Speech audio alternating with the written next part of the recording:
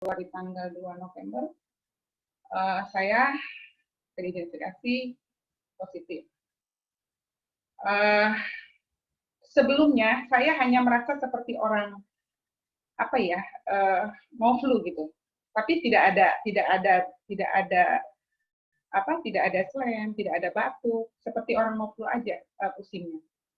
Saya pikir ini mau flu nih, tapi saya tunggu-tunggu nggak ada. Setelah saya teridentifikasi COVID itu, saya sebetulnya sudah merasa, karena teman saya sudah terpapar, saya merasa saya mungkin juga terpapar gitu, karena di tanggal sebelum saya swab, saya sudah kehilangan penciuman. Saya sudah tidak bisa mencium, sudah kehilangan penciuman. Kemudian dari situ kondisi saya mulai menurun. Badan terasa sakit, saya di bagian punggung ke bawah sampai rusuk belikat gitu, itu sakit. Saya terus berkeringat terus sama pusing. Batuk tidak ada, pilek juga tidak, gitu. Tidak ada sama sekali, cuma itu aja. Kemudian saya nggak ngerti nih mau apa nih gitu. Sementara saya melakukannya secara mandiri. Saya swab secara mandiri. Jadi saya waktu itu cuma taunya harus minum vitamin gitu. Dari teman-teman sarannya harus minum vitamin. Nah kemudian adalah teman saya datang, kebetulan dia dokter. Saya disuntik saat itu, disuntik vitamin C, memang disuntik vitamin C. Kemudian saya diberi obat untuk pusing gitu pada saat itu. Karena menurut dia obatnya nggak ada, minum aja ini obat untuk menghilangkan pusing, sama disuntik vitamin C waktu itu, ada teman yang datang. Nah kemudian setelah itu saya kan harus yang setiap harinya seperti apa nih gitu. Kemudian saya ingat waktu itu di grup Enema ada yang share tentang vitamin gitu, vitamin C waktu itu ada Pak Aziz yang waktu itu menggunakan vitamin C waktu itu, vitamin C powder waktu itu. Saya langsung menghubungi Pak Aziz itu di tanggal 3 atau 4 waktu itu. Saya langsung menghubungi bagaimana cara penggunaannya, karena keluarga saya juga mulai panik. Jadi mulai nih, aduh harus bagaimana tuh, udah mulai tuh yang kirim herbal, yang kirim vitamin, yang kirim macam-macam. Saya juga bingung nih, harus yang mana nih yang saya konsumsi gitu. Nah pada saat itu saya memilih vitamin C powder gitu, karena pernah nih ada yang cerita tentang penggunaan vitamin ini, saya hubungi. Kemudian saya diberikan cara penggunaan waktu itu. Saya lakukan penggunaan vitamin C itu secara bertahap. Kemudian juga sebelum pandemi dimulai dulu di bulan Maret, saya juga punya persediaan kapsul kelor. Saat itu saya juga udah punya. Cuman saya minumnya waktu itu masih ya kalau ingat minum, kalau enggak ya udah lewat gitu. Karena kan malam waktu itu saya minumnya disarankan 2-3 kapsul waktu itu. Itu juga mulai saya konsumsi lagi. Tapi ya terus setiap bangun tidur badan tetap nggak enak. Rasanya kita istirahat tapi tidak segar badan. Waktu bangun tetap kembali badannya tidak segar. Itu saya rasakan kurang lebih 6 malam. Saya rasakan begitu terus, gitu. Rasa tidak enak badan. Kemudian makan, di lidah mulai rasa yang tidak seperti biasanya. Saya masih merasakan, tapi rasanya asin. Semua makanan yang saya makan dominasi rasa asin. Kecuali buah ya, karena saya sarapannya buah rasanya masih sama lah, masih ada manisnya, kalau asam masih ada asamnya, masih lebih normal kalau buah itu. Tapi ketika makan makanan besar gitu, dengan lauk, itu rasanya asin, semua asin kalau di saya. Kemudian, tapi saya terus banyak minum air hangat, terus setiap saya nggak pakai haus, pokoknya setiap saya harus minum, terus saya minum, terus juga konsumsi vitamin C-nya juga secara bertahap sesuai dengan saran yang diberikan oleh Pak Ajis waktu itu. Saya merasa pelan-pelan tubuh saya makin segar. Terus setiap pagi juga saya wajib untuk berjemur, kurang lebih kalau mungkin setengah jam saya akan lebihkan gitu supaya lebih hangat. Terus saya juga cari mataharinya juga yang betul-betul pas gitu ya, tidak yang hangat, betul-betul hangat untuk tubuh gitu, tidak kepanasan juga gitu. Sekitar jam 8 ke jam 9 saya berjemur, saya lebihkan. Nggak tahu kenapa, pokoknya biar saya merasa lebih nyaman aja kalau lebih gitu. Itu yang saya lakukan. Untuk makannya sama seperti biasanya. Untuk vitaminnya saya minum per 2 jam waktu itu yang powder, 2 jam ditambah dosisnya. Tapi memang di tubuh saya alhamdulillah saya tidak mengalami, kalau yang dari saya dapat itu kan akan diare atau apa gitu, di saya alhamdulillah aman. Jadi saya terus mengkonsumsi itu selama 5 hari. Setelah badan saya merasa 5 hari agak lumayan, baru saya kurangi. Karena saya merasa sudah tidak perlu lagi dosis yang terlalu tinggi saat itu. Kemudian selama 7 hari saya melakukan murni isolasi mandiri. Saya tidak ada ke dokter, hanya teman itu datang hanya untuk menyuntikkan vitamin C itu di awal. Saya treatment dengan vitamin C itu, vitamin D-nya saya berjemur, minum madu. Memang saya minum madu karena itu udah dari keluarga itu sudah memberikan itu semua. Terus ada juga saya minum ini hindi apa gitu, hindi itu yang itu dicampur dengan hindi, tanaman dari India gitu, saya nggak ngerti. Pokoknya saya harus konsumsi, apapun saya konsumsi, jadi memang bentuknya semua herbal yang saya minum, ya sama vitamin C yang powder itu. Kemudian di hari saya swab keduanya itu di tanggal 14, jadi 2 minggu kemudian saya melakukan swab keduanya, dinyatakan sudah negatif. Ya, swab keduanya tanggal 14, saya sudah negatif. Semua saya isolasi mandiri. Untuk treatmentnya saya menggunakan vitamin C dan berjemur, itu aja kalau saya. Tadi yang kelewat nggak ya? Maksudnya kondisi terakhir sebelum terdampak COVID itu kondisinya fit sebenarnya ya? Maksudnya enggak? Kebetulan saya lagi banyak pekerjaan memang waktu itu. Tidurnya agak kurang memang. Jadi saya memang agak kelelahan awal saya sebelum terpapar itu. Saya memang agak kelelahan. Kebetulan juga tempat kerja saya pindah dengan jarak yang agak jauh. Itu jadi memang saya terus terang kondisi tubuh sedang kurang fit. Kemudian karena tempat kerja yang jauh juga, yang biasanya rutinitas saya lakukan seperti enema itu berkurang.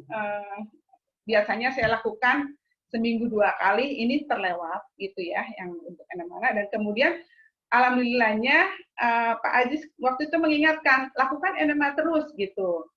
Waktu itu saya nggak bisa, karena saya lagi isolasi, nggak bisa ke dapur. Kan orang rumah juga pada saat saya teridentifikasi juga orang serumah juga langsung swab, dan bersyukurnya semua negatif, hanya saya saja memang yang mungkin terpapar dari luar ya. Nah, pada saat saya di Bito itu saya nggak bisa untuk melakukan yang Pak Aziz anjurkan. Kemudian saya berpikir apa nih gitu. Akhirnya saya bawa kompor portable ke dalam kamar. Bawa panci. Akhirnya saya lakukan itu di dalam ruang isolasi. Nah, di hari waktu itu saya disarankan itu di hari ke 5 atau 6 gitu ya. Saya melakukan enema, dan itu terima kasih, itu membantu sekali ketika kita sedang drop seperti itu. ternyata iya, memang sebelumnya juga, ya memang saya terlupa karena saya fokus, saya harus isolasi, saya tidak boleh menularkan anggota keluarga, itu yang saya jaga. Saya jangan sampai anggota keluarga saya tertular, itu yang betul-betul saya jaga karena di rumah saya ada yang apa asma gitu. Jadi saya jangan sampai menularkan, itu yang itu. Ya, ya. Jadi quote of the day-nya bisa ditarik kesimpulan nih. Berenema lah sebelum enema itu nggak sempat. iya. Jadi mumpung sempat berenema, kalau yang masih kecapean atau kita tahu banyak kerjaan, usahakan stamina tetap dijaga. Ya bukannya ini ya, itu sudah jalan. Tapi kemungkinan besar untuk terserang flu biasa aja pada saat kondisi kita biasanya kebanyak kerjaan, kelelahan, stamina menurun. Biasanya di situ kita mulai kena. Baik, terima kasih. Ini sharingnya baru sampai kondisi awal, kemudian rasa terpapar, identifikasi dia rasanya terpapar seperti apa. Treatmentnya nanti kita bahas di sesi kedua setelah tanya jawab ya. Sekarang saya mau tanya dulu narsum kedua. Narsum kedua, kira-kira kisahnya seperti apa nih di awal, sebelum terpapar dan mulai teridentifikasi terpaparnya itu seperti apa? Bisa diceritakan mungkin sama narsum satu atau mungkin agak beda? Silakan narsum yang kedua waktunya. Ya, terima kasih. Selamat malam semuanya. Gejala yang saya rasakan itu berbeda dengan narsum 1. Kalau tadi narsum 1 mengatakan menggigil badannya, saya tidak merasakan itu. Yang saya rasakan itu justru demam. Ketika itu di tanggal 13 sore. Itu badan saya ngerasa kok demam ya, karena saya punya alat untuk termo. Saya coba termo dan itu 37,5. Dan saya merasa pusing, kepalanya pusing, demam 37,5, kemudian kepala pusing, dan di area, kebetulan saya punya alergi akut di area hidung segala macam itu terasa sakit sekali. Saya berpikir mungkin alergi saya kambuh waktu itu sih seperti itu, karena seperti kata narsum 1, gejalanya itu mirip kayak orang mau flu gitu loh. Tapi saya juga tidak merasakan pilek, tidak merasakan batuk, hanya demam. Demam itu pun cuma semalam, di malam 13 ke 14. Kepala pusing, kemudian area hidung saya sakit. Ya mungkin karena saya berpikirnya karena alergi saya kumat gitu. Waktu itu di tanggal 13 malam ke 14 saya demam malam, tapi saya mencoba sepanjang dari tanggal 13 ke 14 itu saya mencoba untuk minum air hangat terus, minum air putih banyak. Kemudian di tanggal 14-nya itu saya langsung call dokter langganan karena beliau juga tidak buka praktek. Jadi saya telepon beliau, kemudian beliau memberikan obat yang harus saya tebus. Biasanya saya kalau misalnya sakit seperti ini, saya biasanya kalau diberikan obat yang dokter kasih itu biasanya sembuh dalam waktu 4-5 hari. Nah, dalam kisaran tanggal 13 sampai tanggal 20 itu saya tidak menunjukkan perbaikan, malah justru ditambah saya lemas sekali. Jadi badan itu seperti apa ya, dilolosin gitu loh. Jadi kayak nggak ada tenaga sama sekali. Kemudian itu pun dialami suami saya. Jadi kami barengan. Sebenarnya suami saya dulu yang nggak enak badan di tanggal 12 itu. Dan beliau juga dikasih obatnya itu sama. Beliau kalau dokter itu tanggal 12 hari Kamis itu dikasih obat. Itu kemudian saya tanggal 14, kemudian saya kok nggak enak badan di tanggal 13, tanggal 14 itu saya juga dikasih obat sama dokter yang sama. Dan kami berdua itu tidak menunjukkan pemulihan malahan. Jadi di tanggal 2 malah lemes, badan itu semakin lemes, nggak ada tenaga sama sekali. Saya coba untuk saya memutuskan untuk tidak kerja waktu itu. Kemudian tapi di rumah saya berusaha untuk coba sih saya aktivitas aja, saya nyuci piring atau ketika selesai nyuci piring itu saya seperti kayak nggak ada tenaga sama sekali. Padahal cuma sekedar nyuci piring, itu benar-benar tenaga saya nggak ada. Seperti lari berapa kilo yang benar-benar lemes gitu. Nah, kemudian di tanggal 20 itu saya dengan suami itu udah nggak kuat lagi dan memutuskan untuk udahlah kita opnam aja lah di rumah sakit, minta untuk infus vitamin biar seger lagi. Kami tidak ada pikiran ke arah COVID gitu loh. Kemudian di tanggal 20 itu kami juga di UGD itu tidak, maksudnya karena gejalanya masih seperti itu ya udah berobat aja ke spesialis dalam. Ketika berobat itu kemudian diputuskan kami harus cek. Ketika kami cek PCR waktu itu ceknya kemudian hasilnya itu dinyatakan kami positif berdua, dan itu berdua. Jadi bareng, dan kami diminta untuk ini isolasi mandiri aja gitu, karena ketika kami minta opnam itu mereka menolak karena mereka walaupun fisik kami lemah sekali tapi mereka dokter beranggapan bahwa kami masih mampu untuk isolasi mandiri. Akhirnya kami di tanggal 20 itu kami melakukan isolasi mandiri. Masih ada satu anak saya dua, satu perempuan SMA dan satu SD kelas 4. Yang SD kelas 4 itu puji Tuhan waktu saya belum drop itu sudah diambil eyangnya untuk ke tempat eyangnya di kabupaten, di daerah kabupaten gitu loh. Nah, anak saya yang perempuan saya suruh ikut tempat eyangnya, tapi sebelumnya saya suruh cek lab supaya di keluarga di kampung itu juga tenang. Ketika cek, dia ternyata juga positif, tapi dia OTG, tidak merasakan seperti yang kami rasakan gitu. Nah, kemudian di tanggal seminggu sebelum tanggal 20 kami terinfeksi itu, saya sudah melakukan enema karena saya memang sebelumnya juga rutin enema.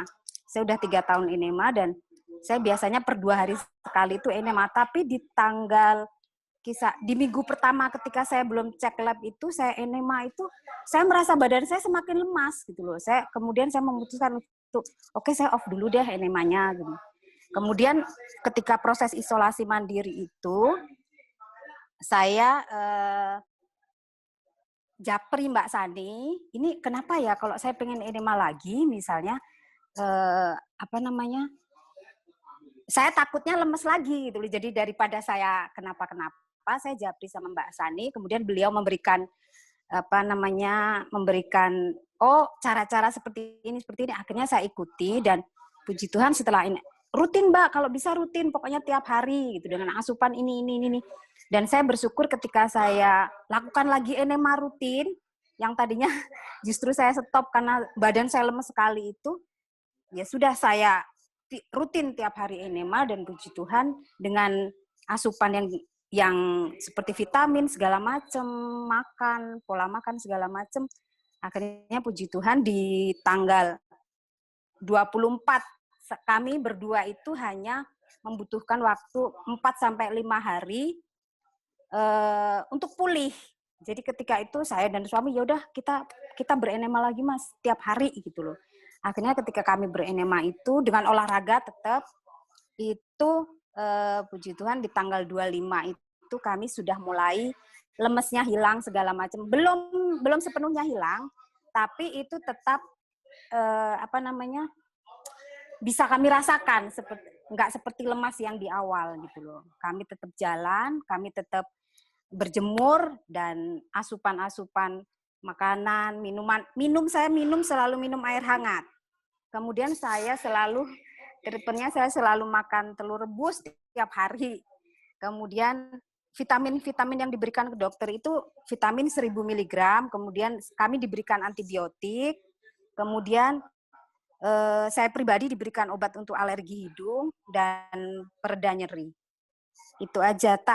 Ada satu lagi yang saya rasakan ketika saya sudah terinfeksi virus COVID-19, indera perasa sama dengan narsum 1, indera perasa itu berkurang, nggak hilang, tapi berkurang, penciuman juga berkurang, dan khusus untuk kasus saya, BB saya itu, BAB saya itu hitam pekat. suami saya tidak mengalami itu, tapi saya mengalami itu. BAB saya hitam pekat, kepala saya pusing sekali area hidung. Kalau suami saya itu pencernaan, jadi mual muntah selama 3 hari itu mual muntah, tapi BAB dia normal. Jadi masing-masing orang ternyata beda-beda ininya. Itu aja sih Pak yang bisa saya share untuk sementara. Baik, terima kasih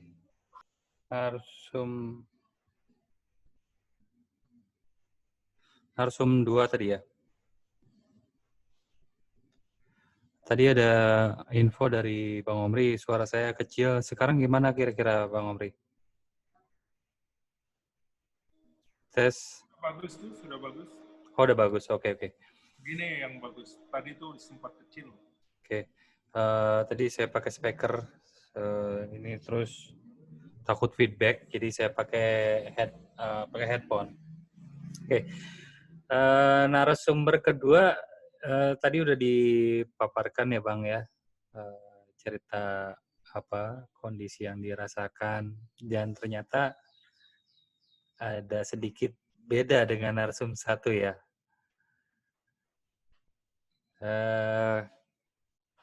Ya ini nanti juga bisa jadi apa masukan buat kita juga bahwa gejalanya mungkin nggak sama, tapi ada beberapa hal juga yang bisa diperhatikan. Ini agak mirip atau ada kemiripan. Lanjut dulu kita narsum 3 ya. Narsum 3 kita ajak bercerita dari mulai kondisi dia awalnya sebelum terkena sampai dia terdeteksi positif COVID seperti apa. Waktu dan tepat kita persilahkan untuk narasumber ketiga. Narsum 3 silahkan. Iya, selamat malam semuanya. Selamat malam. Jadi, maaf sebelumnya juga saya rada-rada lupa, soalnya ini awal-awal September saya kenanya. Awalnya tuh akhir Agustus, pas awal September tanggal 1. Jadi itu sebenarnya seminggu itu tuh mood saya lagi bagus banget buat olahraga. Jadi emang gejar olahraga tiap hari gitu ya. Sampai hari Sabtu, tuh badan udah mulai nggak enak. Jadi kayak kayak meriang gitu, tapi masih bisa olahraga gitu. Minggu malam, nah ibu saya tuh udah mulai oleng. Jadi ternyata kita tuh ada tetangga yang positif dulu gitu. Satu keluarga yang positif, tapi kita udah jaga jarak sih sebenarnya. Cuman mungkin sebelum-sebelumnya kan kita nggak tahu ya. Jadi hari Minggu malam itu, saya pikir kecapean karena olahraga, jadi tulang berasa linu semua kayak yang habis naik gunung gitu. Tapi lama-kelamaan sejam kemudian demam saya cek tuh hampir 39, jadi 38, hampir 39. Demam banget dan itu nggak ada flu, nggak ada batuk, langsung tepar begitu aja. Di tulang tuh bener-bener kayak yang dikerokin gitu, kayak yang sakit banget. Besoknya sampai nggak bisa bangun besoknya. Bener-bener tepar banget gitu. Ibu saya pun sama, ibu saya lebih parah lagi. Jadi ibu saya juga sampai hilang penciuman, perasa, semuanya udah nggak ada rasa makanan.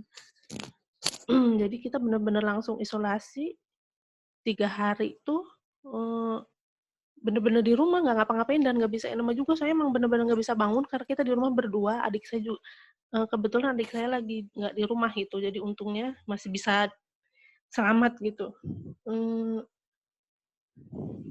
Waktu itu gimana ya, lupa saya. Nggak bisa makan sih sebenarnya waktu itu, nggak bisa makan. Yang makan masuk tuh cuma minum air hangat sama paling buah gitu yang bisa kerasa gitu. Tapi kalau saya hari ketiga itu, saya cerita dulu ya. Jadi malam kedua itu demamnya udah tambah parah. Saya minum ibuprofen yang ada aja, nggak ada paracetamol, nggak ada apa, jadi darurat. Saya minum aja langsung. Terus hari ketiga masih tetap demam dan linu, hari keempat udah mulai membaik, demam udah hilang. Cuman hari keempat itu saya udah mulai mandi ke kamar mandi. Tiba-tiba setelah mandi itu kulit bercak-bercak merah. Jadi kayak yang alergi, keluar semua merah. Saya kan kaget ya, terus bilang ke ibu saya, kok kayak gini kulitnya gitu. Dan ternyata pas nanya ke dokter, iya itu. Jadi sekarang tuh salah satu indikasi COVID ya itu gitu, bercak-bercak merah. Yang di daerah saya itu seperti itu, jadi nggak semuanya harus flu. Dan saya nggak ada flu, nggak ada batuk. Tapi setelah keluar merah-merah itu agak membaik, cuman badan masih lemes banget, nggak ada tenaga. Baru hari ke-6 kayaknya saya bisa enema, dan di wilayah rumah tuh ada 3 rumah mungkin yang sama sakitnya, yang akhirnya positif juga gitu. Udah itu aja sih mungkin ya. Kalau ibu saya mungkin agak lama penyembuhannya ya. Saya ada sebulan mungkin, karena udah usia lanjut dan lumayan berat, tapi dia minum vitamin sih karena dari Pak RT kan, ada pembagian vitamin segala macem, tapi membaik, semuanya membaik. Ibu saya juga mulai enema kan tiap hari. Itu aja sih sebenarnya yang dibagi ya. Agak-agak lupa juga soalnya udah agak-agak lama, maaf banget. Tapi ya setelah enema memang mulai berangsur tuh nafsu makan, karena tadinya benar-benar hilang nafsu makan. Itu aja sih mungkin ya. Kang Ajis waktu itu juga, Kang Ajis nanyain, ini kemana menghilang? Jangan-jangan kena COVID, emang iya. Kang Ajis, Tete kemana? Jangan-jangan kena COVID. Iya, ini baru pada sembuh serumah-rumah. Aduh, lucu. Ya, mana dua-duanya Tapi emang ibu lagi. lama banget. Ibu lama banget, sampai sebulan itu, Kang, sembuhnya. Ibu Tapi lama ibu ya. emang sebenarnya ibu sebelumnya emang, ibu kan udah setahun ini juga udah enema tiap hari. Oh iya, ya bagusnya ya. Udah enema. Dan nggak ada penyakit bawaan atau misalnya Ada, ibu ada. Jadi ada. Jadi itu hari kedua ibu tuh nekat ke dokter kan karena emang udah kok tiba-tiba kayak gini banget ini kayaknya. Terus karena kita dengar tetangga juga udah positif kan. Makanya ya udah pasrah, setelah itu ya udah kita di rumah bener-bener isolasi mandiri. Ya, betul ya. Tuh. Untung sempat ngecek juga, jadi kita cekin teman satu-satu. Yang ini kemana? Kalau lama nggak nanya, nggak ada, saya bimbang. Ini kemana nih? Gitu. Aduh, sebenarnya ini juga kadang tuh bingungnya, mungkin mau sharing atau mau apa. Kadang kan kita kan gimana ya, penyakitnya tuh agak-agak gimana gitu. Iya. Ya mungkin sharing sih, kok aku gini ya, tapi dikasih tahu sih kadang mungkin gini aja, aku malah dikirimin, ya ada beberapa temen lah yang ngirimin kefir kolostrum lah, ngirimin apalah ya saya terima gitu. Madu ya segala emang banyak sih. Jadi kalau misalnya temen yang ngirim kayak gitu, kita hitung bahwa mereka care sama kita. Ya. Itu aja dulu. Masalah nanti apakah obat itu manjur atau enggak, ya nanti belakangan lah yang penting betul. kita Betul. positive thinking dulu, itu juga udah ngebantu. Iya, betul.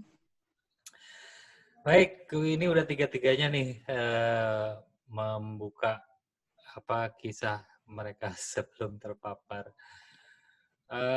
Dan memang resikonya kalau misalnya kita punya penyakit bawaan, jadi tambahnya ini mungkin akan problemnya jadi double ya kalau kita punya penyakit bawaan.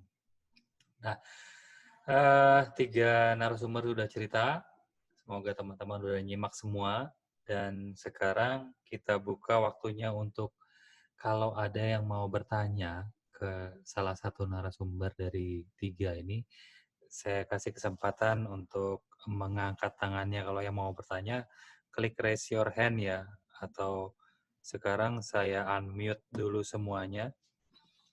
Jadi bisa bertanya, silakan.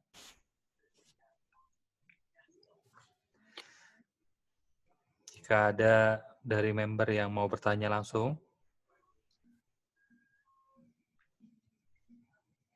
kita buka 3 pertanyaan lah. Kalau ada yang mau bertanya. Ini siarannya kita relay ke grup Facebook ya. Jadinya yang teman-teman di grup juga bisa lihat. Jadi karena kapasitas Zoom-nya terbatas cuma 100, kemungkinan besar nggak semuanya bisa masuk. Yang kira-kira mau bertanya langsung aja yang kita persilakan masuk lewat Zoom, jadi kita bisa interaktif ngobrol langsung sama narasumber. Baik, ada yang bertanya? Lemah itu mereka menambah penguatan fisik ya. Oke, dari siapa dulu nih?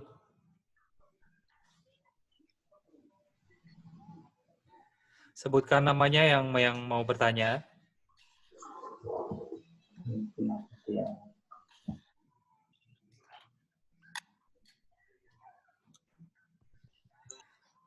Yudi Astuti ini bapak atau ibu nih?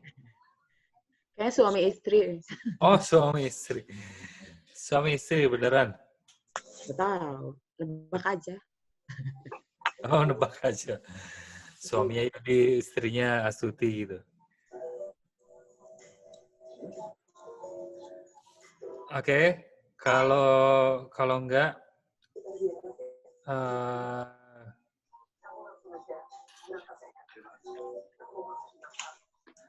ya tunggu, kita masih tunggu kalau ada yang mau bertanya. Kalau enggak, kalau misalnya ragu atau enggak bisa mic-nya, bisa ditanyakan lewat chat aja.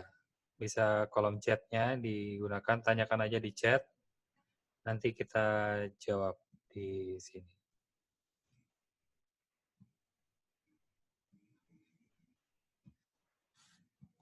Silakan yang ingin bertanya.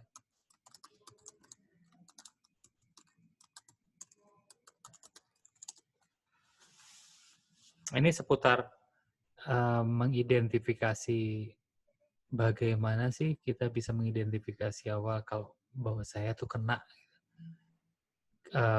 Bukan ke dokter langsung muncul tes ya, maksudnya gejala-gejalanya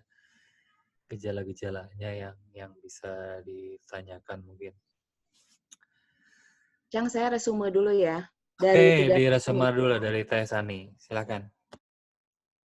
Dari 3 narsum yang sudah berbagi, saya ucapkan terima kasih ya udah bersedia berbagi, sementara di sekitar kita masih banyak orang yang terpuruk dengan stigma dari masyarakat, boro-boro mau berbagi, malah mereka justru menyembunyikan kondisi yang sebenarnya, yang justru malah akan berakibat susahnya untuk kita men-tracking riwayat COVID di sekitar kita. Tapi alhamdulillah 3 narasumber kita sudah bersedia untuk bergabung, berbagi dengan kita semua di sini, mudah-mudahan membawa manfaat bagi kita semua. Satu hal yang saya dengar dari ketiga narsum tersebut, memang awal mulanya bisa virus tersebut masuk ke dalam tubuh, ada beberapa peluang. Di antaranya ada yang kurang tidur ya, kemudian ada yang lagi banyak kerjaan, stres, akhir tahun, itu juga memicu. Kemudian ada yang memang penyakit bawaan komorbidnya, kemudian faktor cuaca juga. Nah, dari berbagai sebab, satu lagi, kemungkinan adalah kurang ketatnya protokol kesehatan yang terjaga, itu juga tentu membuka peluang masuknya virus ke dalam tubuh kita. Nah, dari hal-hal tersebut, mudah-mudahan kita bisa menjadi pelajaran bahwa sebisa mungkin kita harus mengeliminasi faktor-faktor yang membuat tubuh kita gerbangnya jadi terbuka untuk masuknya ancaman dari luar. Jadi kita halangi, kita kasih perisai tubuh kita sebaik-baiknya dari faktor-faktor itu. Jangan sampai kurang tidur, Jangan sampai pikiran kita stres ya. Jangan sampai juga penyakit yang kita miliki tidak terkontrol dengan baik. Jangan sampai kita bekerja berlebihan, harus menjaga keseimbangan, nutrisi harus dijaga dengan baik. Hal-hal seperti itu mudah-mudahan bisa menjadi pelajaran bagi kita semua supaya masing-masing bisa memperkuat daya tahan dan upaya internal, menjaga kesehatan individu kita sendiri dulu, supaya kita keluar dari rumah itu sudah dengan perisai yang kita jaga benar-benar gitu. Nah, kemudian gejala-gejala yang muncul dari 3 narasumber itu berbeda-beda. Pasti berbeda-beda karena kondisi kesehatan tiap orang tidak sama, riwayat kesehatan tiap orang tidak sama, kekuatan organ-organ tubuh juga ada yang lemah dan kondisinya itu tidak bisa disamakan sehingga pada akhirnya gejalanya beragam. Tapi yang patut kita positive thinking yang membuat kita optimis adalah bahwa kita tetap bisa berupaya mengatasi dan melewati semua masa krisis ini dengan yang pertama adalah bersikap tenang dulu. Kita tenang, menerima kondisi kita, baru setelah itu berpikir keras, mengupayakan kesembuhan. Itu nomor 1 adalah pikiran positif kita. Yang kedua, kita harus percaya bahwa nutrisi adalah modal bagi tubuh kita untuk memperbaiki daya tahan internal tubuh kita dan untuk memperbaiki sel-sel yang rusak, yang sudah terganggu, tergerogoti virus itu. Dan jangan lupa, enema kopi adalah nantinya yang akan bersinergi dengan nutrisi yang kita masukkan ke dalam tubuh kita. Enema kopi akan membantu memberesi internal tubuh kita dan mengeluarkan sampah dan racun yang menjadi produk utama ketika tubuh kita berperang melawan COVID ini. Itu mungkin ya yang bisa saya simpulkan dari pengalaman ketiga narasumber tersebut. Mudah-mudahan bermanfaat. Terima kasih, Cang. Baik. Terima kasih, Tesani. Update juga nih, barusan dapat WhatsApp dari kakak kandung saya di Sawangan, Depok. Dia bilang tetangganya ada yang terindikasi positif COVID tetangganya. Jadi dia minta tolong doakan supaya keluarga di sana aman-aman. Di sebelah rumahnya lagi di karantina katanya. Jadi saya bilang ya nggak perlu terlalu takut, tapi waspada dan hati-hati. Nanti dikirimin kapsul kelor sama vitamin C aja buat jaga-jaga. Jadi ini belum berhenti ya. COVID ini belum berhenti dan lumayan lama juga. Sebenarnya beberapa negara termasuk yang pertama kali teridentifikasi, Cina, udah mulai bisa menghandle. Emang butuh ketegasan dalam berantas COVID ini. Karena umurnya 14 hari inkubasinya ya kalau nggak salah ya Pak Omri ya. Jadi kalau 14 hari lockdown semuanya, mungkin siklusnya bisa diputus. Gitu nggak kira-kira Bang Omri? Betul ya. Jadi perlu kekompakan sebenarnya. 15.000 member KAI, 14 hari jangan keluar rumah, kita meeting online aja terus. Moga-moga bisa terputus siklusnya. Nah, masih satu sesi lagi ini dari narasumber 1, sebenarnya tadi sedikit udah cerita ya, treatment yang dilakukan apa aja. Mungkin bisa diceritakan lagi sekilas, narasumber 1, narasumber 2, narasumber 3, treatment yang dilakukan yang pasca teridentifikasi COVID, treatmentnya apa aja. Sedikit dari narasumber 1, silakan.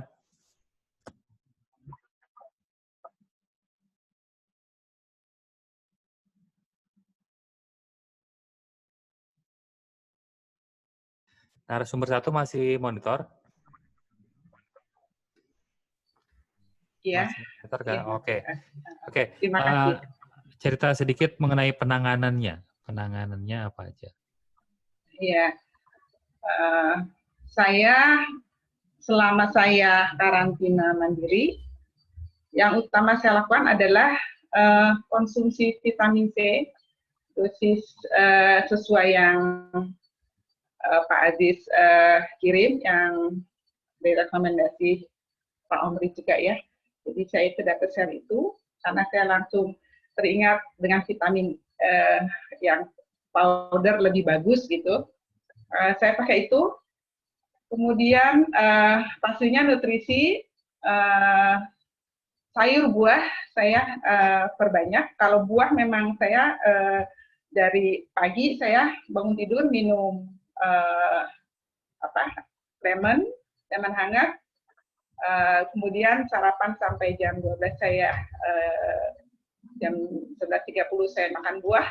Selanjutnya saya makan nasi dengan sayur gitu. Itu yang saya lakukan.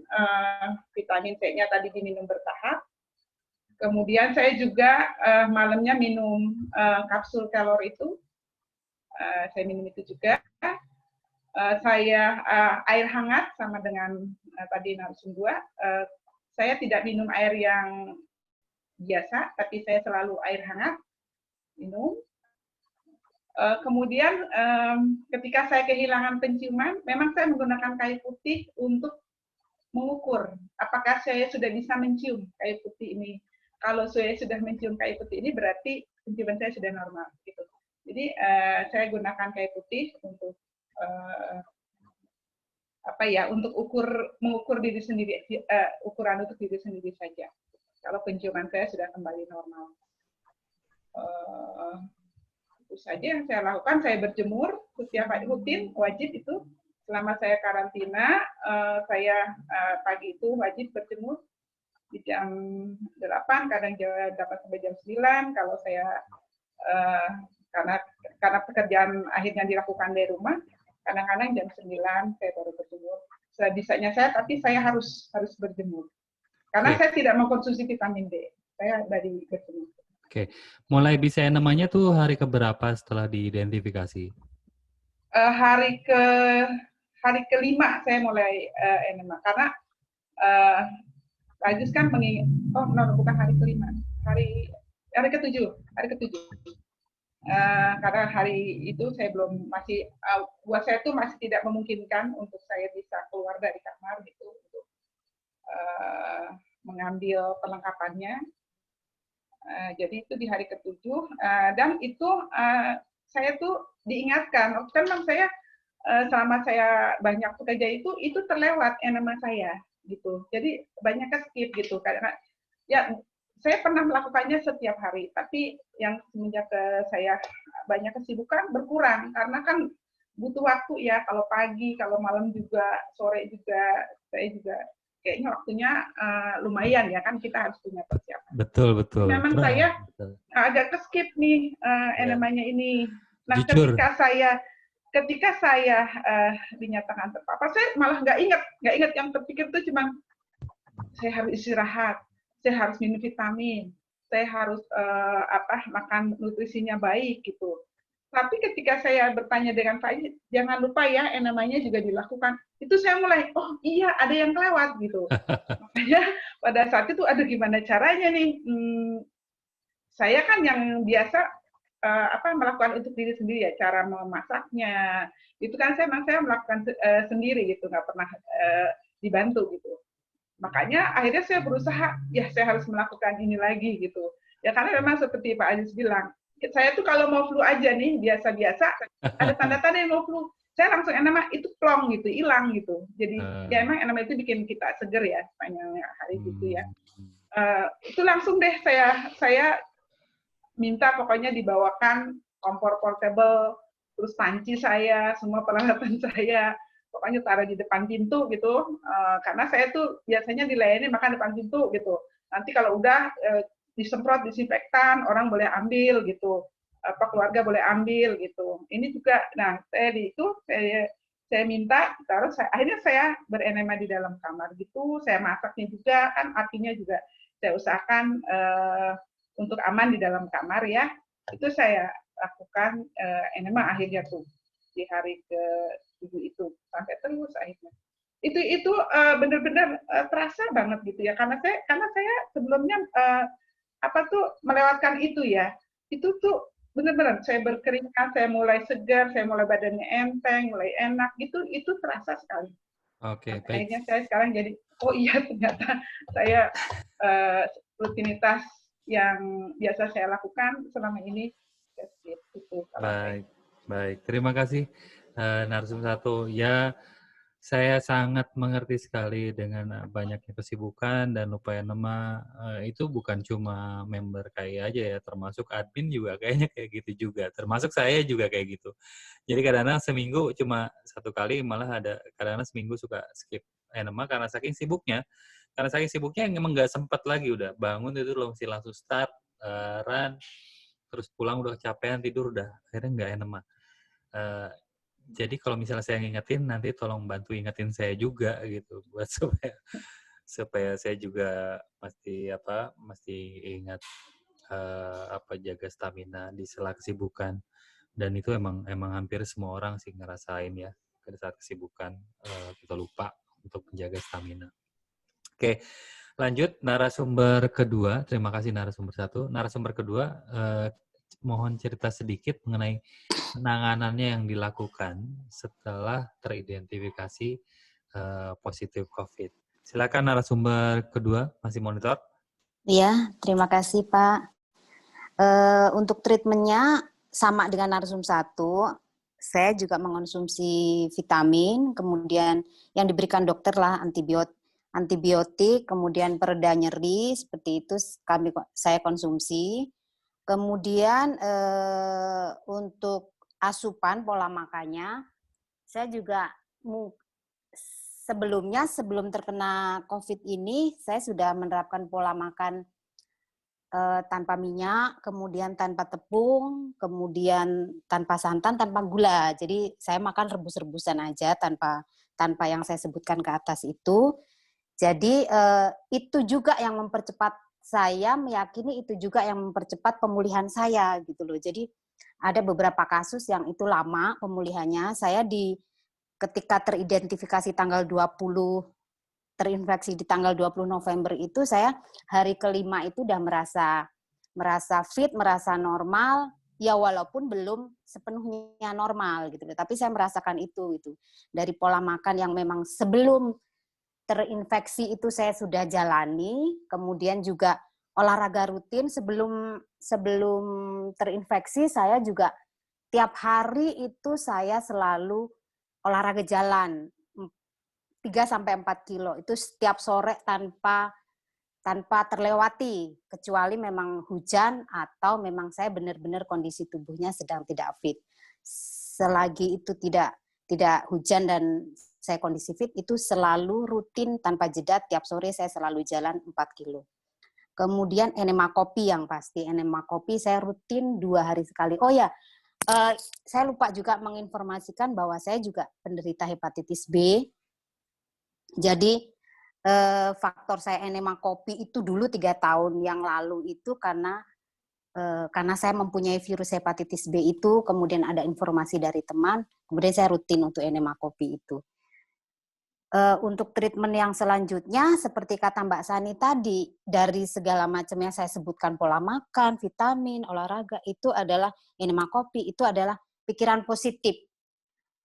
Ketika kita sudah makan, sudah minum vitamin, tapi kita stres selama isolasi, kalau stres pasti ya, artinya dalam kondisi kita kena COVID-19, kemudian kondisi isolasi mandiri, itu stres pasti. Kita nggak bisa kemana-mana selama 14 hari, itu pasti kita ada stres. Tapi saya berusaha untuk menangkal itu. Saya biasa kalau enema kopi itu, saya biasanya ngobrol sama tubuh saya gitu loh. Saya ngobrol sama tubuh saya, karena saya juga punya virus hepatitis B gitu loh. Saya selama 3 tahun setiap enema itu saya selalu ngobrol dengan tubuh saya berusaha untuk saya menerima apa yang sudah ada dalam tubuh saya berdialog, saya berusaha untuk berdamai dengan tubuh saya. Nah, ketika saya terinfeksi itu, saya juga berusaha untuk menerima gitu loh. Saya berusaha untuk menerima, ya sudah memang kalau misalnya ini saya alami, oke, saya juga akan berusaha untuk berdamai dengan kamu dengan cara yang harus saya lakukan dengan pola makan. Pola makan saya tetap rebus-rebusan, kemudian sayur, kemudian apapun itu. Saya juga berbahagia, teman-teman saya juga banyak membantu untuk memberikan asupan-asupan seperti ada yang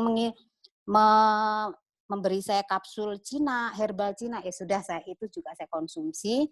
Kemudian untuk enema memang yang biasanya saya per 2 hari sekali itu rutin, ketika pas seminggu sebelum teridentifikasi itu saya sempat enema karena lemes, saya berhenti, kemudian di hari setelah teridentifikasi itu, saya japri Mbak Sani, udah Mbak terusin aja tiap hari dengan asupan ini, dan asupan itu memang sudah saya jalankan juga. Akhirnya saya rutin lagi enema tiap hari dan itu benar-benar membantu penyembuhan, pemulihan saya. Di samping saya juga olahraga saya tetap jalan. Saya juga bersyukur rumah saya itu di sampingnya itu tanah kosong yang bisa kami akses sendiri tanpa mengganggu tetangga-tetangga lain. Jadi saya setiap hari itu pasti jam 9:30, saya kisaran 15 sampai 20 menit itu saya jalan keliling lapangan itu 10 kali keliling. Memang masih tetap lemas, tapi saya tetap berusaha untuk saya harus tetap lawan dengan cara gerak, karena dokter bilang jangan dimanja. Jadi gerak itu harus, berjemur harus gitu. Jadi saya tetap usahakan untuk olahraga rutin setiap hari. Kemudian yaitu dari semua itu pokoknya pikiran positif itu yang memberikan energi yang kuat. Termasuk ya yang di dalamnya pola makan, olahraga, dan enema kopi itu juga sangat membantu. Karena ketika pas sebelum kena COVID juga, ketika saya merasa alergi, karena saya punya alergi akut di bagian hidung segala macam, kalau itu udah ngerasa cemit-cemit, saya enema itu menjadi nggak jadi. Ketika saya merasakan, ini kok kayak mau ngerasain saya alerginya kumat ya, saya enema, itu nggak jadi gitu. Jadi benar-benar ini salah satu yang jadi mempercepat pemulihan saya dan keluarga. Saya juga di satu sisi juga sedih, tapi di satu sisi juga bersyukur karena kalau narsum 1 tadi kan harus di kamar yang karena keluarga lain negatif, kalau kami karena suami, istri, dan anak saya semuanya positif, akhirnya isolasinya satu rumah tanpa kemana. Jadi saya juga bisa, ketika enema saya juga bisa langsung akses dapur dan sebagainya. Itu sementara itu Pak, apa yang saya lakukan. Terima kasih. Baik, terima kasih narasumber kedua atas testimoninya dan mau berbagi pengalaman dengan kita. Semoga sharing ini bisa menjadi masukan, penambah wawasan buat teman-teman, dan minimal bisa mengantisipasi dan membangkitkan awareness ya, yang utamanya sih, karena di luar sana masih ada orang yang nggak percaya bahwa COVID ini bukan pandemi, masih ini adalah semacam dibilangnya, kalau bahasa ininya konspirasi lah semacam itu, dan masih nggak percaya bahwa COVID ini ada. Semoga event ini bisa sampai ke mereka dan jadi bukti bahwa mereka tetap harus hati-hati, bukan rekayasa, tapi emang ada, dan kalau kena nggak perlu terlalu takut karena masih ada yang bisa sembuh. Selanjutnya kita persilahkan waktunya untuk Bang Omri untuk men-summarize mungkin ya dari cerita ketiga narasumber, atau narasumber ketiga. Yang bisa tanya nggak, Cang? Ini dari Fitri. Oh, oke. Iya. Mesti ada sesi tanya jawab dulu. Betul. Silakan. Iya, makasih, Cang. Ini mau tanya sama narsum 1, 2, 3. Selama isolasi itu ada penyemprotan disinfektan gitu di rumahnya, di kamar gitu. Dan itu berkala nggak ada, maksudnya kalau ada penyemprotan berkala nggak disemprotnya? Makasih, Cang. Baik, silakan. Narsum 1 dulu jawab kali ya. Narsum 1, soalnya Narsum 3 masih ada kendala koneksi nih. Narsum 1 silakan jawab, tadi pertanyaannya ada penyemprotan enggak sih sama isolasi? Iya, terima kasih. Untuk khusus penyemprotan di rumah dari pihak lain atau saya memanggil orang lain, saya tidak melakukan. Tetapi saya hanya membeli saja mandiri karena saya betul-betul tidak ada penanganan dokter kalau saya. Emang murni isolasi mandiri. Jadi memang di rumah kami menyemprot dengan disinfektan, menyemprot sendiri. Dilakukan setiap mau tidur. Kita mau tidur, ruangannya disemprot dulu semua. Saya sendiri selalu membawa dan menyemprot di kamar saya sendiri, keluarga juga menyemprot di area masing-masing gitu ya. Saya sendiri juga selalu ketika barang-barang saya makanan untuk saya semuanya itu sama keluarga itu disemprot dulu sebelum mereka ambil, setelah saya gunakan itu disemprot dulu. Semprot dan alat makan saya sendiri dipisahkan, nggak dicampur gitu.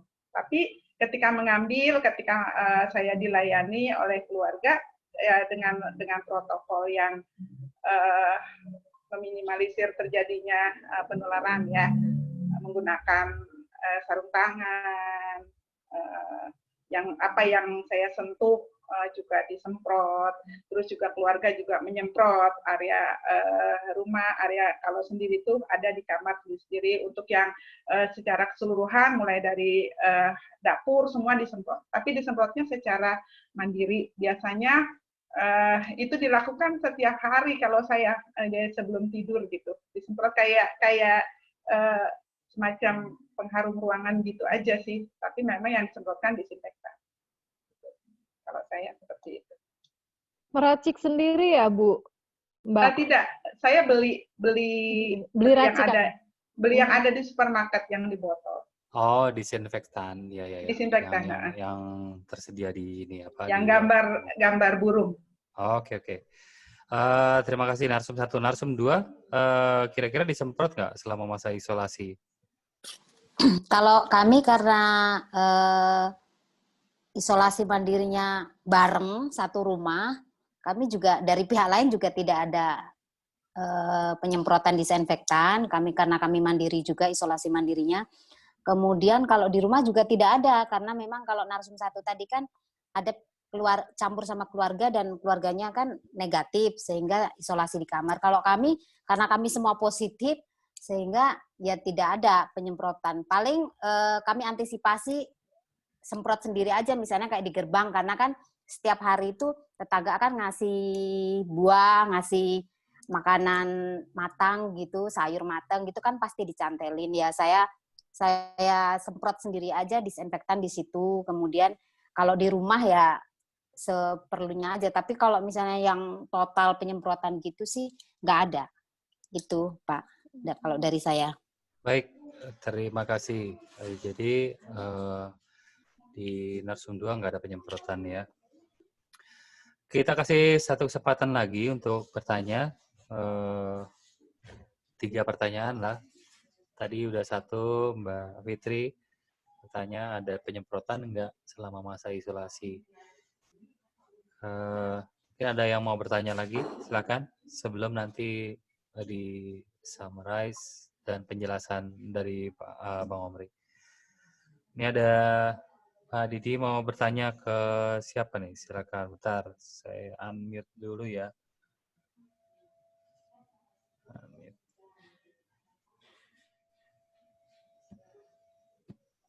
Oke, silakan.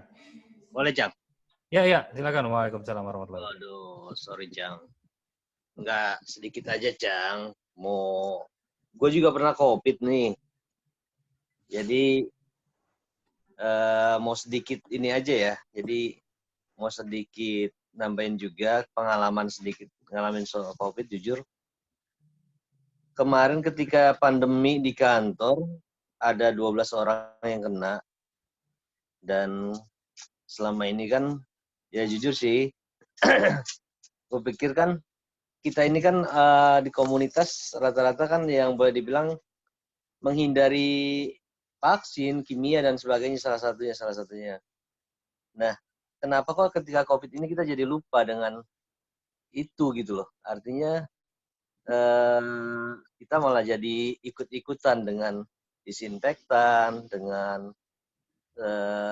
dengan itu. Jadi kita sedikit gue dulu sempat sharing tentang probiotik yang sering dilupakan. Jadi pengalaman gue ketika teman-teman di komunitas yang dapat pengalaman menangani COVID dan yang kena COVID, kan gue juga kepikiran. Gue pengen, jujur gue berdoa, mudah-mudahan gue kena COVID gitu. Gue ketika waktu itu ada pandemi, gue sengaja datengin yang positif COVID ya, mereka sudah swab positif. Ketika mereka swab positif, dan itu mereka harus isolasi mandiri di rumah, gue ditugasin datang. Karena gue pikir, gue punya solusi nih dengan probiotik. Gue datengin dan gue terapi. Jujur gue bekamin, ada yang pertama gue bekam, gue masih oke. Terus waktu itu tiap hari gue keliling, dari 6 orang itu gue keliling. Dan yang karena tiap hari pulang jam tengah malam, jam 1, mungkin gue juga imun turun ya. Nah ketika, mungkin doa juga salah ketika gue minta gue positif. Karena gue pengen tahu rasanya seperti apa. Akhirnya di hari kedua, gue nanganin yang kedua, gue terapi, gue bekam tanpa masker, tanpa apapun. Gue langsung interaksi langsung itu ya. Besoknya gue nggak boleh, udah besok nggak usah masuk dulu katanya, di rumah aja. Dan gue pikir nggak apa-apa lah, berarti gue bisa suruh keliling aja tuh.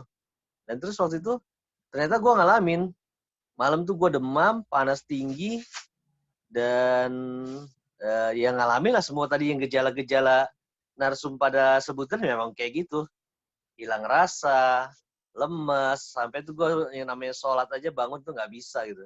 Tapi gue tahu insya Allah nih solusinya udah bener nggak nih dengan probiotik. Gue genjot probiotik. Enema tuh bukan sekali sehari ya, 2 kali sehari gue. Jadi 2 kali sehari, dan memang kan karena mulut sama sekali nggak ada rasa ya, nggak pengen makan apapun. Jadi gue cuman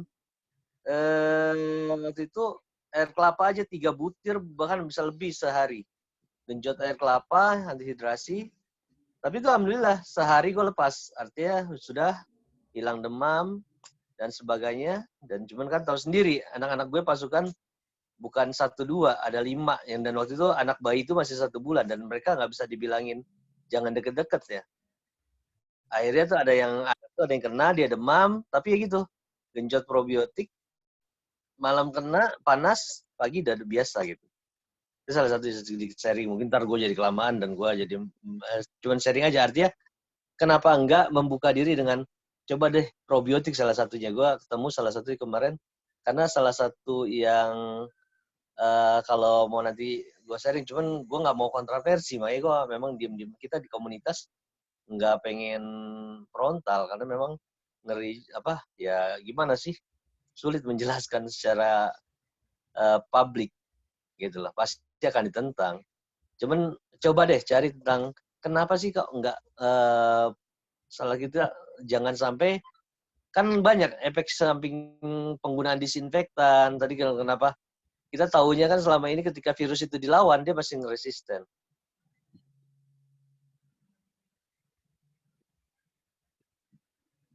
Oke, ini nggak tahu nih. Baik, terima kasih buat sharingnya, Cang Didi. Sorry, gue kirain gue udah di out ini, kenapa? Enggak. Oh enggak, ya udah. Ya, sorry, gue cuma udah masih nyimak. Oh ya, enggak, sorry. Ya kalau gue jadi kelamaan, sorry. Tapi sedikit sharing aja. Ya artinya kita semua mudah-mudahan bisa berpikir terbuka ya. Gitu aja. Ya. Terima kasih. Emang sharing yang seperti ini mestinya diperlukan ya, karena masih banyak sih orang yang nggak percaya gitu bahwa ini benar ada. Ada yang bilang ini apa cuma black campaigns lah atau konspirasi lah yang seperti itu. Iya, Padahal artinya kan selama ini apa ya? Edukasinya nggak utuh loh gitu. Kenapa hanya sekedar ini memang ada dan gue ngakuin, gue bilang gue ngerasain dan memang sangat nggak enak yang namanya kena COVID itu dahsyat. Dan gue juga berpikir kenapa gue berdoa gue kena COVID ya, gue mikir nggak kenapa gue nggak mikirin tuh agak sedikit ketika kena anak kena istri kena bingung juga ya. Iya kalau kebayang dong anak gue yang masih 1 bulan dan paling gede juga cuma 11 tahun tuh masih 5 orang itu kena semua, repot lah pasti. Tapi itulah, alhamdulillah, gue jadi tahu. Karena memang kita kan tahu, ketika kita sudah pernah kena cacar, insya Allah kita sudah punya imunitas lebih gitu lah. Jadi kan vaksin alami sebenarnya, itu yang lebih baik sebenarnya. Cuman kan, ya kalau bisa sih tidak mengalami memang. Tapi ya, kita pentingnya, orang tuh lebih sabar menunggu vaksin daripada berpola hidup sehat. Padahal kan imunitasnya itu paling penting. Nah betul. ini yang insya Allah sebenarnya itu salah satunya kenapa gue banyak berinteraksi dengan itu salah satu kunci utamanya bakteri. Jadi kenal dengan profesor ahli mikrokultur yang dia bilang bahwa dia menciptakan bakteri itu sebagai teman. Artinya ketika ada bakteri yang sama dalam tubuh kita, ketika ada virus itu masuk, dia akan cepat mengenali insya Allah. Nah itulah yang kenapa proses mungkin di gua lebih cepat. Gue cuma sehari mengalami masa krisis itu. Setelah itu gue udah langsung pulih lagi. Jadi alhamdulillahnya gue jadi berani gitu loh. Artinya banyak nanganin nih sekarang yang positif-positif. Alhamdulillah beberapa kasus gue tanganin dan berhasil memang gitu. Jadi gue pikir jangan terlalu takutan. Itu juga akan nggak bagus buat imunitas, tapi juga jangan terlalu berani. Nah, artinya kita tetap harus berimbang menyikapi ini. Jangan, karena gini, gue umpamakan ketika kita tahu dalam ngelewatin tempat sepi yang kita nggak ada pikiran apa-apa, kita akan biasa saja. Mungkin khawatirnya sedikit, tapi ketika kita tahu di situ bekas ada pembunuhan, bekas ada orang buang mayat dan sebagainya, kita akan khawatir. Nah ini yang malah nggak bagus sebenarnya. Jadi ketika ada sedikit dia kita tak khawatir. Nah, insya Allah kita yang sudah berpola hidup sehat, imunitas kita terjaga, insya Allah aman gitu loh. Karena memang yang kita bawa waspada juga ketika ada, gue nanganin biasanya kalau ada komorbid itu memang dahsyatnya virus ini memang penyebarannya dan juga efek menambah ketika orang yang sudah ada penyakit penyertanya akan lebih berat memang. Nah itu yang harus kita siapkan, mudah-mudahan itu salah satu yang gue ngerasain seperti itu. Sorry, gue jadi kebanyakan ngomong deh. Terima kasih sharingnya, Widi. Ini sambil sharing, saya juga launch untuk polling. Biasa kita bikin, kalau dibikin training itu ada course evaluation sheet. Jadi kita ngisi reviewnya mengenai acara ini seperti apa. Sambil nyimak, sambil diisi pollingnya ya. Kita perlu masukkan juga apakah ini perlu diadakan lagi atau enggak. Kalau perlu diadakan lagi berapa kali per bulan. Jadi pollingnya nanti kita akan pertimbangkan untuk event berikutnya. Terima kasih yang udah ikut polling. Dan yang kita tunggu-tunggu sama summary dari Bang Omri dari pemaparan 3 narasumber pasien COVID yang udah survive dari COVID-nya. Dan sekarang kita pengen terima summarize-nya seperti apa sih dari Bang Omri sama penjelasan penanganannya yang bisa dilakukan secara mandiri. Ini yang penting, kita bisa lakukan secara mandiri. Sebenarnya kita bisa sembuh dengan penanganan sendiri kalau kita tahu caranya. Waktu dan tempat saya persilahkan buat Bang Omri. Yang lain sementara saya mute dulu ya. Silakan Bang, masih monitor? Baik. Terima kasih Oke. ya, Aziz. Dan terima kasih untuk seluruhnya peserta Zoom meeting ini atau webinar ini. Kalaupun jumlahnya sedikit, cuma saya lihat kualitasnya cukup baik dan rekornya nanti perlu di broadcast lagi di KAI. Ada 3 hal sebenarnya yang bisa kita simpulkan dan perlu dibicarakan mengenai survivor dari COVID ini. Yang pertama adalah bahwa ketiga rekan kita ini yang pernah terkena COVID ini betul-betul memiliki pengetahuan yang di atas rata-rata dari untuk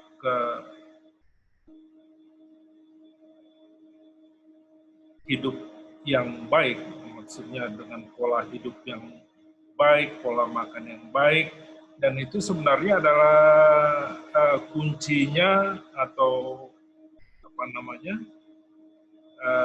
alasan mengapa beliau-beliau ini cepat sembuh dan hanya melakukan isolasi mandiri dan bisa sembuh. Ada juga yang seperti narsum 1 malah tidak ada bantuan dari dokter. Jadi sebenarnya beliau-beliau ini disembuhkan oleh dirinya sendiri.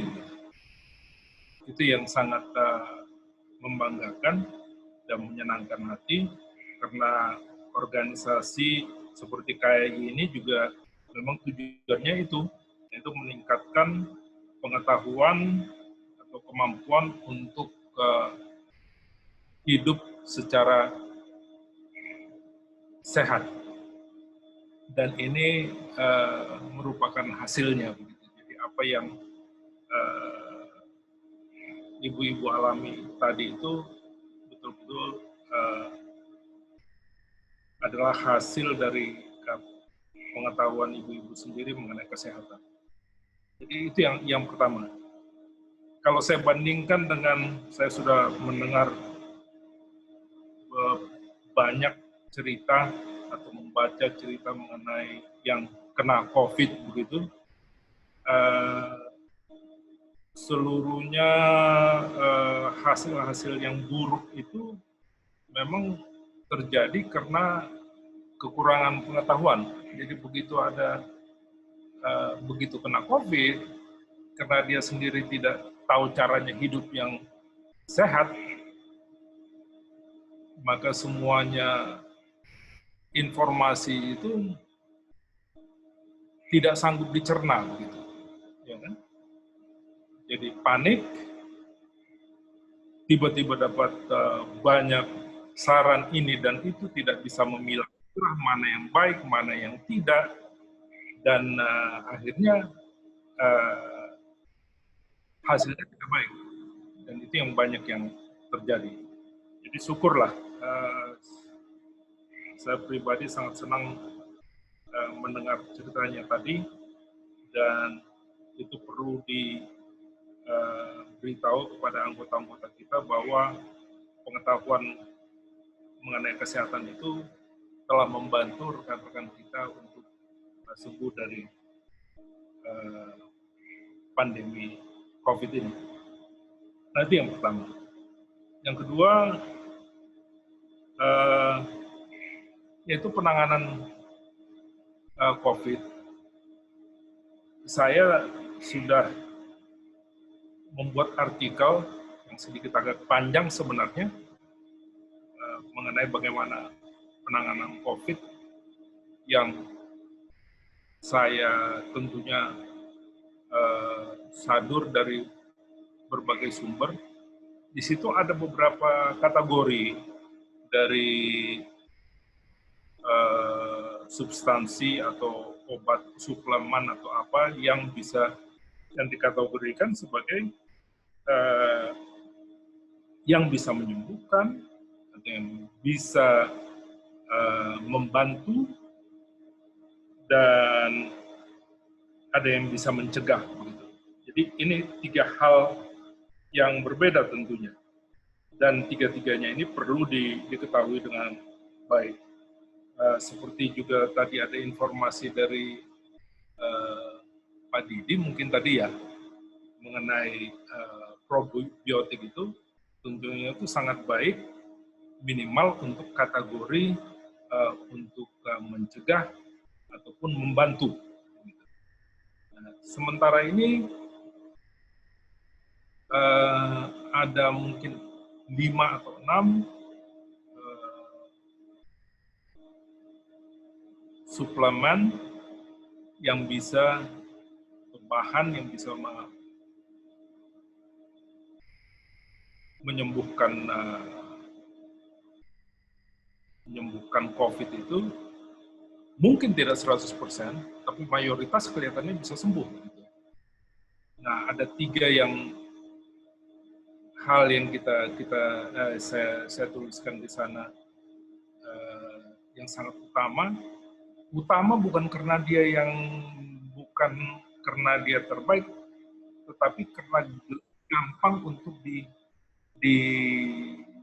diadakan gitu, yaitu vitamin C, kemudian vitamin D, dan satu lagi vitamin E.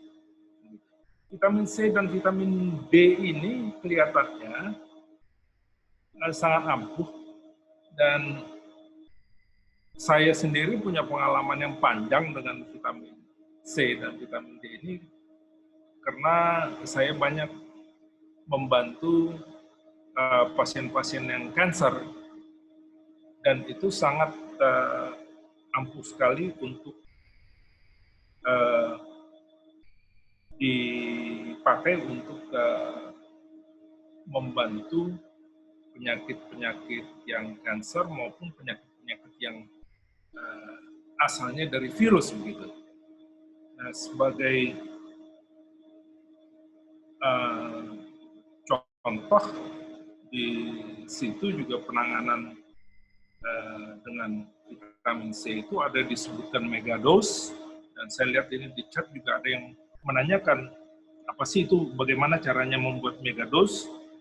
Sebenarnya sudah ada di artikelnya. Jadi pada dasarnya ini dalam keadaan normal badan ini membutuhkan sekitar 2000 mg vitamin C dan sekitar 400 unit 2000 unit vitamin D begitu. Yang tentunya vitamin D bisa kita dapatkan dari matahari. Ya kan? Dengan matahari kita bisa mendapatkan untuk setengah jam 15 sampai 30 menit itu kita bisa dapatkan 15.000 sampai 20.000, lebih dari yang kita butuhkan.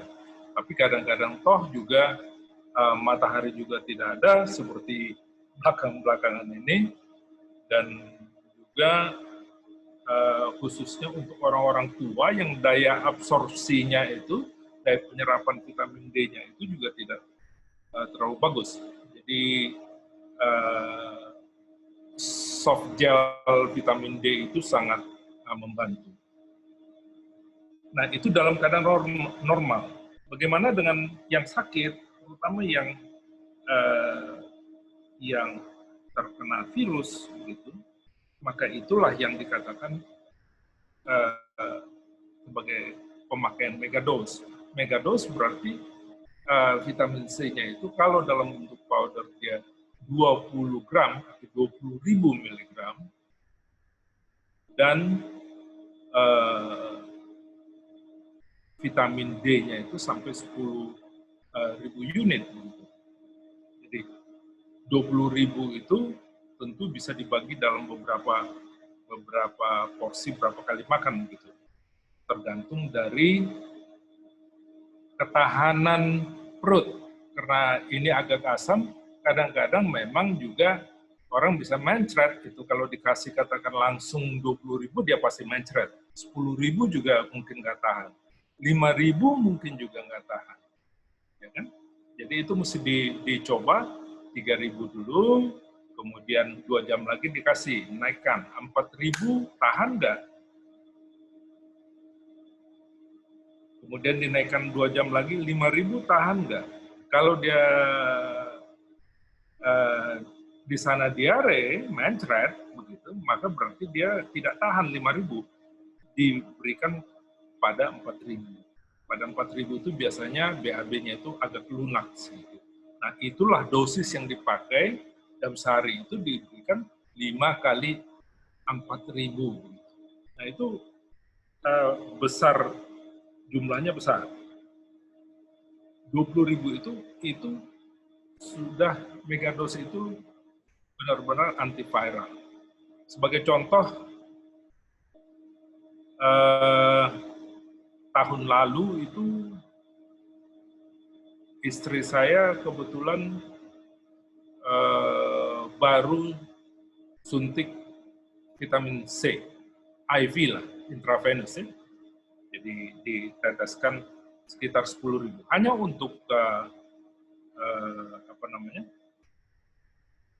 kesehatan biasa saja. Dia tidak menderita apa-apa. Dia sekali-sekali juga intravenous vitamin C. Biasanya dalam keadaan rutin itu orang bisa dikasih 10 cc. 10 cc itu sebenarnya intravenous itu hampir sama dengan 20.000 kalau dikasih powder. Karena daya absorpsi untuk intravenous itu lebih tinggi daripada kalau dia powder. Nah, pada waktu dia intravenous 10 cc begitu, besoknya kami pergi ke Bandung, ada hajatan begitu. Kemudian dia ini kena herpes, jadi gatal-gatal. Ternyata di atas alis matanya sebelah kanan, gitu, kelihatan ada gatal-gatal. Saya lihat ini mungkin apakah karena alergi biasa atau karena kosmetik. Besoknya lihat lagi sudah mulai seperti meradang. Ternyata herpes. Dan ya karena badannya ini sudah ada antiviral, itu satu-satunya kasus yang saya lihat orang herpes tidak merasa sama sekali. Biasanya herpes itu saya ingat ibu saya dengan mertua saya itu kena herpes setelah waktu dia sudah berumur lebih dari 60 tahun ya, itu sakitnya luar biasa begitu. Dan bisa, kalau saya nggak salah, lebih dari sebulan baru sembuh. Ini dalam waktu 1 minggu dia sembuh. Jadi itu hanya menunjukkan bahwa vitamin C itu sangat baik untuk virus. 2 minggu yang lalu ini anak saya juga kena, tapi bukan kena COVID, syukurlah. Tapi badannya drop, karena ini udara nggak bagus segala macam. Dia kena cacar. Jadi smallpox begitu. Dia waktu kecil dulu rupanya belum pernah kena cacar. Dia bilang ini rasanya seperti cacar. Saya bilang, saya bawa ke dokter untuk meyakinkan. Oh iya Pak Omri ini cacar. Sudah. Saya kasih megados vitamin C. Nggak kasih obat apa-apa. 1 minggu kering selesai. Ya kan? Dokternya bilang tadi, sel ini 2 minggu, apa segala macamnya. Jadi, itu adalah antiviral yang bagus. Tentunya ada dari oleh farmasi juga ada antiviral. Tapi pada umumnya, secara keseluruhan, vitamin C itu mungkin untuk antiviral, dia yang terbaik dari seluruh substansi yang ada. Jadi, supaya kita perhatikan dan bisa dipakai untuk saya juga sebelum COVID ini flu biasa yang kita itu kalau saya kena flu dan saya jarang kena flu mungkin sekali dalam setahun gitu ya, atau anak-anak saya kena flu itu biasa saya minum 2.000 mg setiap 2 atau 3 jam, maka itu tidak lebih dari 2 hari. Itu pasti hilang. Jadi, tolong dipergunakan vitamin C, vitamin D, dan vitamin E juga sebenarnya membantu. Nah, itu dari segi penanganan dan perlu dimasyarakatkan, saya lihat. Sebab flu ini kelihatannya masih akan berlanjut, ya. Jangan lupa yang namanya corona pertama itu adalah corona yang terjadi pada tahun 1920 yang membunuh 20 juta jiwa kira-kira begitu ya. Katanya separuh Eropa, orang di Eropa itu meninggal karena flu corona. Dan corona itu adalah, yang pertama itu adalah sama dengan influenza kita yang biasa itu. Yang kita biasa kena flu itu adalah corona. Itu corona yang pertama. Dulunya itu bisa membunuh 20 juta. Nah, sekarang ini sudah corona, makanya namanya jadi COVID-19 kira tahun 2019. Ya, dia akan bermutasi. Dia akan bermutasi. Mudah-mudahan ini akan cepat hilang. Mungkin tidak hilang, tapi badan kita mengadaptasi, gitu ya. Lepas sekarang kita kena flu yang biasa itu, ya kita anggap pilek biasa begitu, paling-paling seminggu juga hilang lah, 2 minggu begitu ya kan. Karena badan kita menyesuaikan, lebih tahan gitu. Tapi sebenarnya penyakit itu masih ada. Sama dengan COVID kita sekarang, saya yakin juga dia akan tetap ada. Badan kita yang lebih kuat atau menyesuaikan. Dan dia akan bermutasi terus. Jadi kita yang harus lebih mengantisipasi ke depan. Nah, itu hal yang kedua. Oh, jadi itu flu yang kita rasakan sekarang, flu biasa itu warisan dari pandemi masa lalu ya? Itu ada yang membunuh 20 juta orang itu dulu ya flu yang sekarang ini. Flu yang sekarang ini. Dan kalau saya perhatikan tadi kayaknya hampir serupa kayaknya Bang dengan flu biasa. Maksudnya tanda-tandanya pada saat mereka exhausted, kelebihan pekerjaan, lupa untuk lupa memperhatikan staminanya. Justru pada saat itu dia kena si 3 narasumber ini. Sangat betul, sangat betul. Jadi kita juga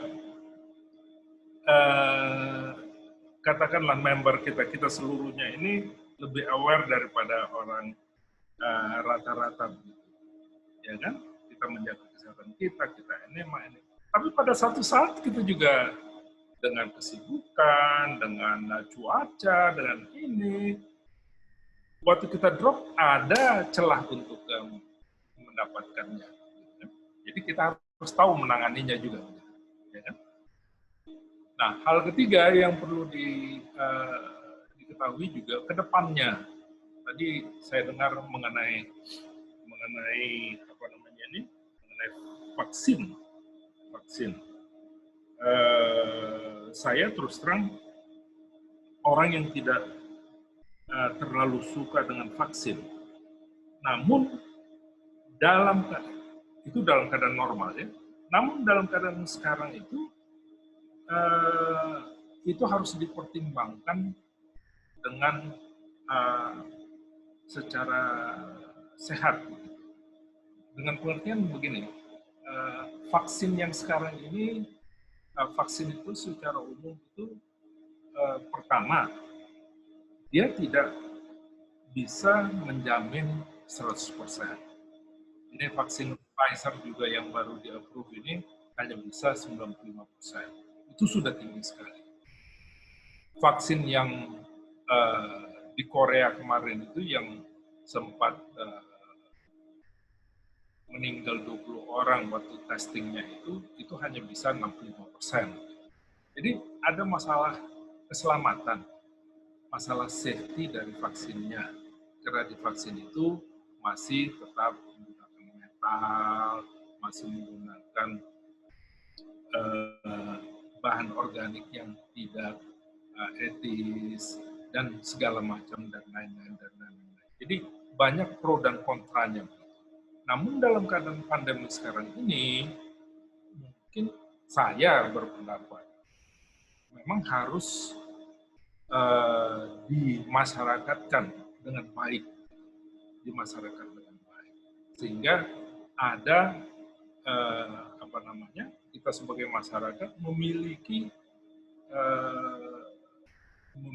pilihan untuk memakai atau tidak. Minimal itu harus ada, begitu, ya kan? Sehingga semua orang mendapat kesempatan untuk melakukan vaksinasi. Kalau tidak, ya dia harus melakukan yang lain, kan begitu. Sebab seperti yang saya katakan tadi, ini adalah salah satu cara yang masif, ya, yang bisa dilakukan dengan cara cepat dan akan melindungi masyarakat secara massal, ya kan?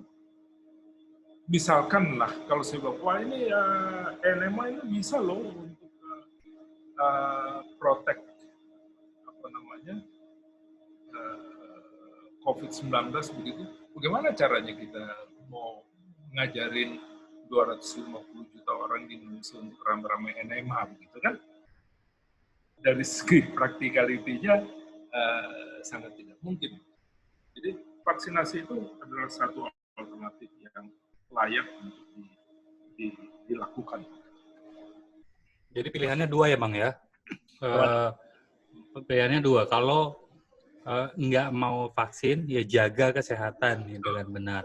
Kalau misalnya udah nggak mau vaksin, tapi juga jaga kesehatan juga enggak, gitu yang nyebelin. Yang kedua, yang harus ditekankan juga, ketahuilah bahwa vaksin itu tidak memprotek Anda 100%. Ya kan? Jadi jangan pikir, wah saya sudah vaksinasi kok. Ya? Atau saya lebih drastis lagi, wah saya sudah pernah kena COVID gitu, seperti ibu-ibu tadi yang bertiga. Saya sudah pernah COVID, maka saya sudah imun. Tidak. Ibu-ibu tidak 100% imun terhadap COVID-19. Sekarang ini kasusnya sudah ada beberapa orang yang 2 kali kena COVID-19 begitu. Ya hanya tahan mungkin cuma 2 minggu. 2 minggu itu daya tahan tubuhnya tinggi. Setelah itu dia kena lagi. Ya kan, karena tidak menjaga. Jadi anjuran untuk memakai masker, jaga distance, berlaku untuk semua orang yang sudah pernah COVID atau tidak. Ya kan? Itu sama dengan yang penyakit cacar, yang tadi teman kita tadi mengatakan saya sudah cacar, maka dia imun. Tidak. Ada orang pernah kena cacar 3 kali. Ya kan? Tidak 100% dia imun. Gitu. Ya kan? Mungkin dia imun 60%, 70%, berarti masih ada kemungkinan itu. Jadi yang kena COVID lebih dari 1 kali itu wah, sudah banyak. Ya. Kena contoh ini kemarin saya baca-baca itu mengenai Donald Trump, katanya karena dia sudah, wah maka saya sudah maka semua orang alih-alih ketawa, wah ini presiden kita ini ternyata tolol juga katanya. Ya, mereka ajar ya, Pak, Bapak itu masih bisa kena COVID gitu, kalaupun kena ini. Ya, presiden juga bisa salah begitu ya. Jadi ya itu yang poin ketiga. Jadi yang pertama tadi itu kesamaan dari survivor kita ini, teman-teman kita ini, yang kita dengan gembira mendengar berita yang baik karena kesembuhan mereka.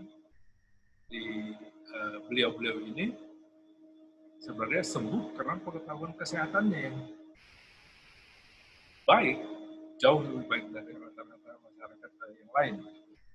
Nah, yang kedua adalah masalah penanganan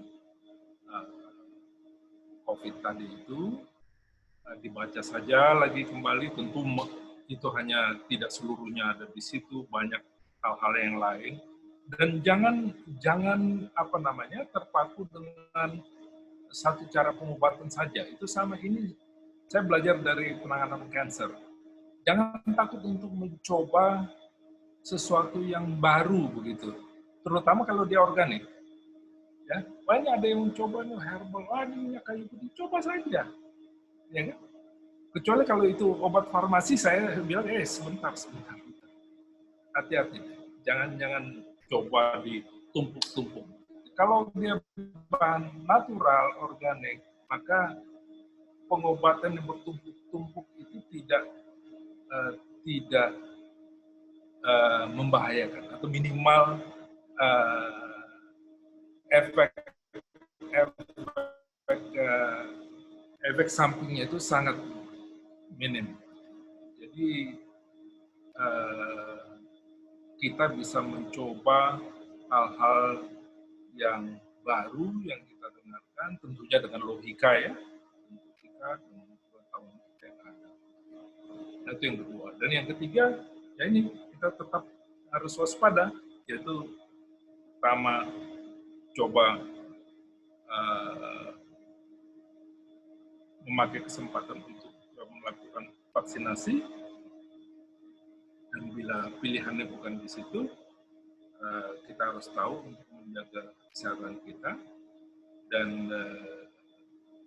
kedepannya ini juga ini memang pola hidup kita sudah harus berubah minimal untuk 2-3 tahun ke depan begitu, ya kan?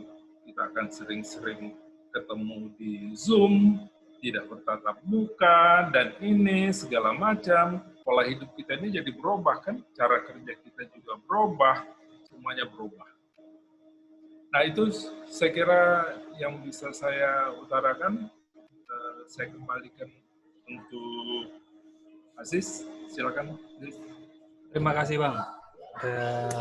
Ya emang apa tadi saya sambil ngecek polling ya, mau tanya ke teman-teman kira-kira acara seperti ini manfaat atau enggak, perlu dilakukan apa enggak.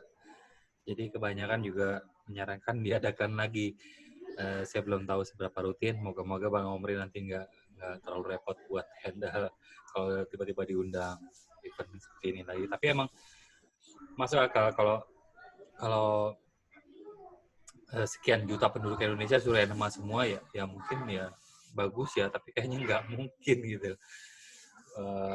Lebih mungkin kan emang vaksin dan yang ditentukan sama pemerintah ini lebih masif, dan sekarang kan sama-sama kita berharap juga pandemi kalau bisa segera berlalu. Tapi KAI tetap terus berupaya mengedukasi semampunya, sedapatnya, mengedukasi teman-teman supaya bisa aware, bisa mandiri mengatasi segala problem kesehatannya, minimal problem kesehatan secara umum. Tapi kalau sudah berhasil mengatur pola hidupnya, kayaknya nggak perlu khawatir. Kalau penyakit recehan kayak batuk pilek atau flu biasa ya, flu warisan zaman dulu itu datang mungkin nggak terlalu sering kalau kita udah bisa jaga pola hidup dan pola makan yang baik. Bukan begitu Teh Sani? Resumenya dari Teh Sani kira-kira seperti apa nih? Silakan. Udah kan tadi, Cang? Ada tambahan kah? Udah cukup. Dari Pak Omri udah jelas ya. Mudah-mudahan yang penting sih aplikasinya aja untuk teman-teman semua. Paling tidak untuk keluarga terdekat. Mari kita sama-sama ciptakan perisai terbaik buat kita, diri kita sendiri dan keluarga kita tercinta. Makasih. Baik.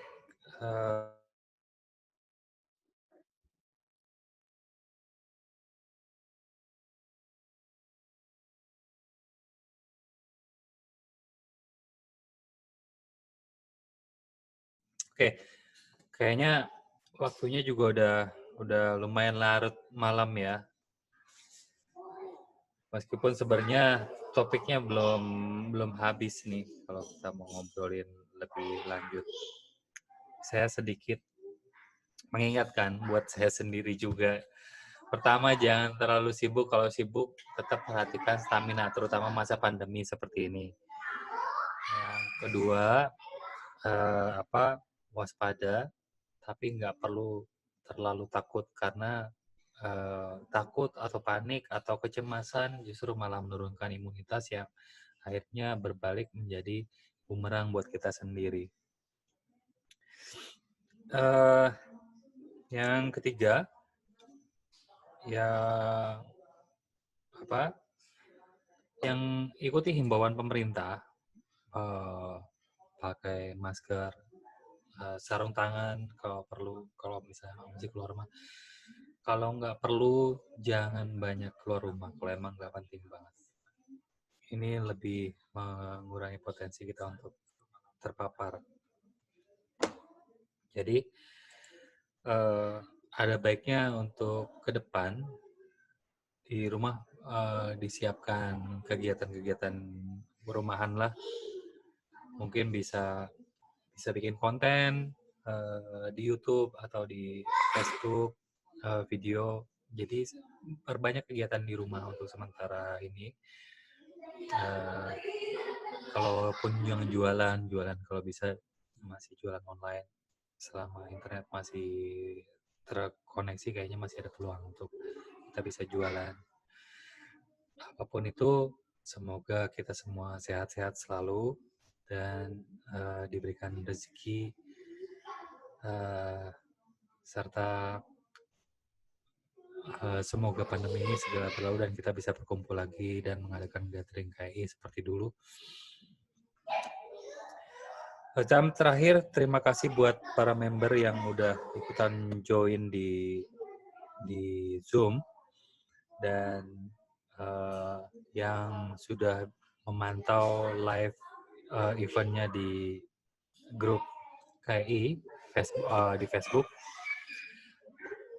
Videonya sepertinya akan langsung jadi arsip di grup, dan bagi yang belum tahu event ini, kasihkan saja linknya atau kabari bahwa rekamannya ada di grup.